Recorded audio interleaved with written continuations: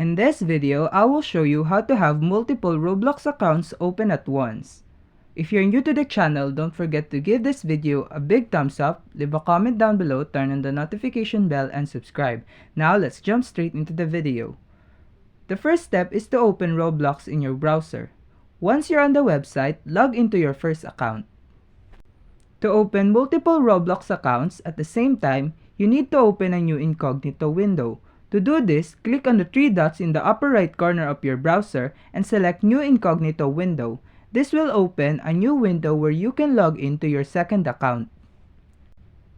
In the New Incognito window, go to www.roblox.com and log into your second account.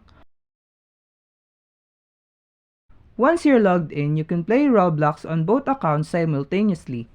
Repeat the process for additional accounts. Each time you open a new incognito window, you can log into a new account.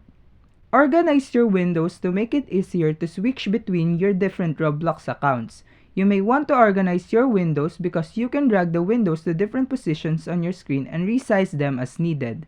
This will allow you to see all your accounts at the same time and quickly switch between them. And that's it.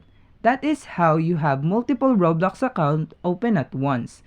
I hope that I was a big help to you. Don't forget to give this video a big thumbs up and thanks for watching.